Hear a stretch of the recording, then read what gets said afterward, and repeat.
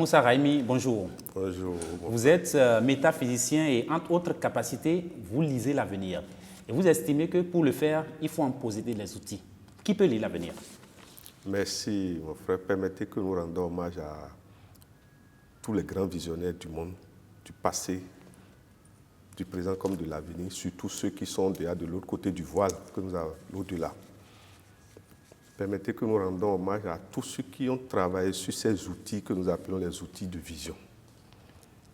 Vous demandez qui peut lire l'avenir.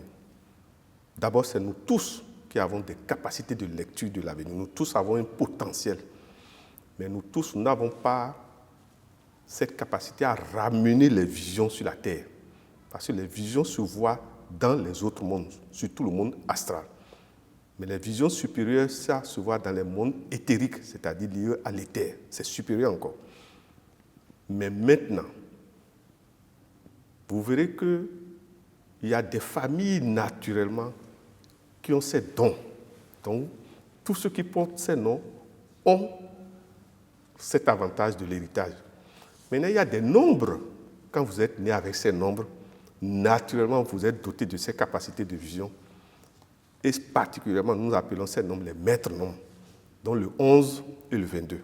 Est-ce à dire qu'un soulard peut faire un travail sur lui-même pour devenir par la suite quelqu'un qui peut lire l'avenir? Est-ce que c'est possible? D'abord, remarquez que dans les techniques de vision, il y a les techniques que nous appelons les techniques liées à l'alcool aussi.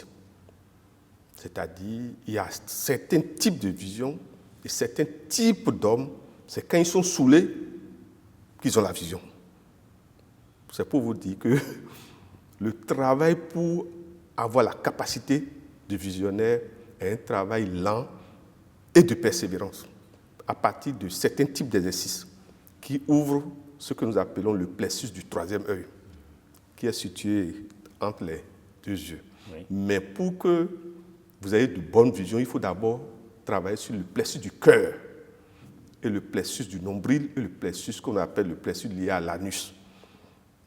Parce que la vision prend sa source dans le plexus terrien qui est au niveau de l'anus. Maintenant, c'est lourd à ce niveau. Et donc, quand vous travaillez la légèreté de la terre, vous pouvez maintenant ramener la vision au niveau des deux yeux. Et c'est là où les visions sont impartiales. Parce que parfois, les visions sont corrompues du fait de l'état corrompu de celui qui est en train de voir. Voilà. Comment on reconnaît les vendeurs d'illusions alors? Il suffit quand quelqu'un se targue d'être visionnaire, de lire l'avenir, de le tester sur des grands événements tels que l'élection présidentielle. Par exemple? Oui, c'est tout. Qu'ils nous disent qui sera chef d'État. Puisque dans les mondes supérieurs, on sait. Pour celui qui a travaillé, il sait. Et maintenant, il y a ce que nous appelons ceux qui sont dotés de capacités de faire manifester les choses. Quand vous avez ces gens à votre côté, on peut faire de vous ce que vous êtes venu demander. Mais c'est un travail d'équipe. Il faut un égrégore pour vous accompagner. Lorsque, par exemple, on voit qu'un chef d'État, quand il sera là, c'est mieux pour l'avenir.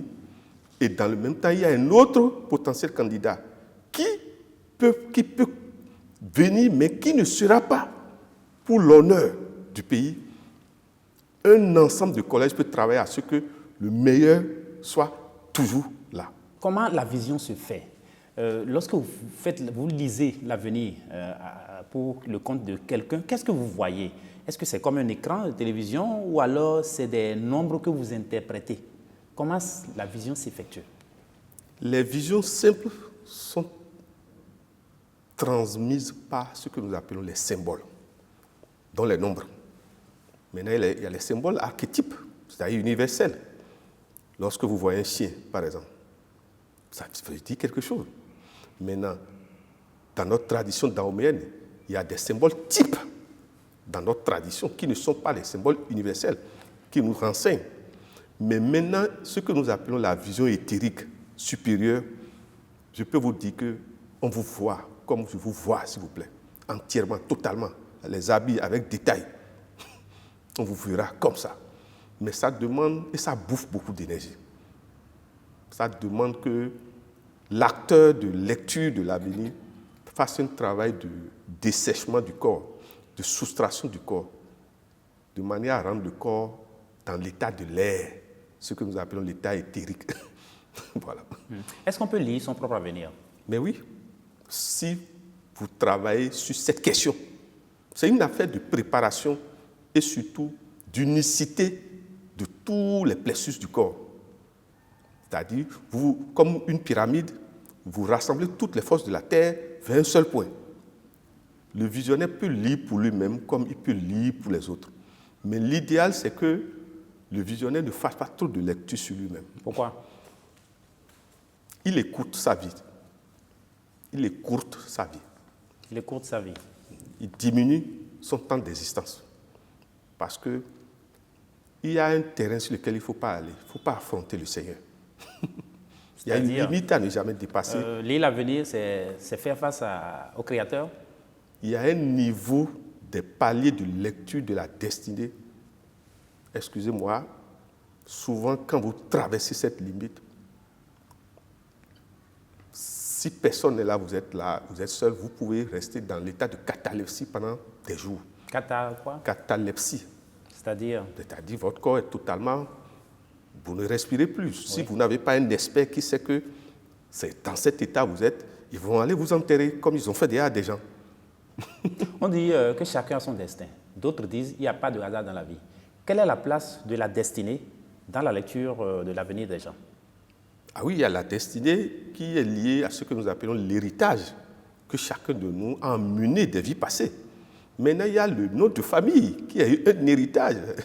Mon frère, votre nom de famille, son héritage positif et négatif, vous êtes co-partenaires. C'est à vous d'améliorer votre legs familial. Maintenant, les nombres de votre date de naissance, ce sont des destins implacables. Vous ne pouvez plus rien.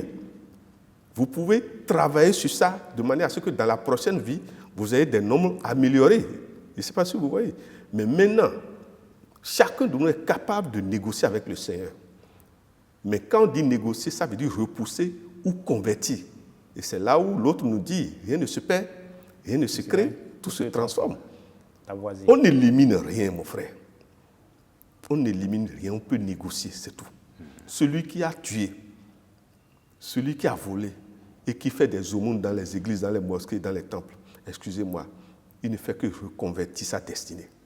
Mais il finira par payer tôt ou tard, quel que soit le fait. Mais le choix de la destinée ne dépend pas de l'individu. Ça dépend des seigneurs du karma par rapport aux instants de votre mort, ce que votre conscience vous reproche, ce que votre conscience a remis comme témoignage, le livre de témoignage, à quelques minutes de la mort, c'est ça qui détermine votre prochaine destinée. Donc autant qu'on est ici, nous avons déjà vécu plusieurs fois peut-être. Ce n'est pas peut-être, mon frère, nous sommes tous des suites. Je vous en prie. Et nous allons demander à nos gouvernements de réintroduire dans les enseignements les lois de la réincarnation. Ça fait que beaucoup de choses sont faussées dans ce pays. Mais si tant est qu'on a la possibilité de formater à l'avance sa prochaine vie à travers la réincarnation, pourquoi l'homme a donc autant peur de disparaître de la mort, si tant est que la mort peut nous permettre de revenir, de repartir à zéro? Pourquoi on a autant peur? Ceux qui ont peur, ce sont ceux qui n'ont pas les enseignements des lois de la réincarnation et des lois de l'incarnation sur la terre, s'il vous plaît. Le grand initié, à quelques moments de sa mort, on lui montre totalement comment il va mourir. On lui montre totalement. Le Christ, Jésus, avant de devenir le Christ, avait vu déjà tout ce qui allait vivre. Et vous voyez Saint Jean, l'Apocalypse. Je demande à tout le monde d'aller lire Saint Jean, l'Apocalypse. Ce n'est pas une affaire de religion là. C'est un corpus universel qu'on nous a laissé. Vous disiez donc tantôt que l'individu a la possibilité de façonner son destin à l'avenir. Et finalement, Dieu joue quel rôle dans tout ça? Qui est Dieu, Dieu, mon le frère? Créateur. Qui est Dieu, mon frère? Il y a le Dieu permanent et le Dieu que chacun de nous est. Nous sommes tous des dieux, s'il vous plaît. C'est à chacun des dieux, peut-être en miniature. Ce n'est pas en miniature, nous sommes des dieux total. Nous sommes des dieux. Le problème, c'est quoi? La qualité de Dieu que vous êtes ne peut se manifester que lorsque vous avez fait un travail pour savoir qui vous êtes et occuper votre place.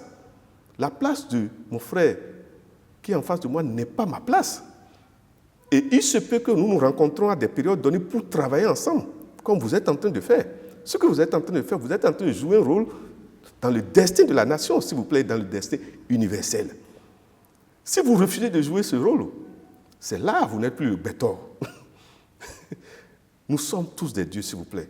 Maintenant, le problème, c'est quoi? Il y a des dieux corrompus. Il y a des dieux purs. Il y a des dieux qui travaillent encore à quitter le Dieu corrompu pour aller au Dieu pur. L'idéal, c'est que chacun de nous soit perfectible tout le temps. Sache que la matière ne détermine pas la grandeur des dieux. C'est la qualité et la grandeur du cœur, c'est-à-dire le feu de l'amour. Oui. Voilà. C'est ça le plus important. Le plus important. Merci à vous, à Moussa Raimi. Ouais. Je pense qu'on va s'en arrêter là pour aujourd'hui. Je vous remercie. Dieu est grand.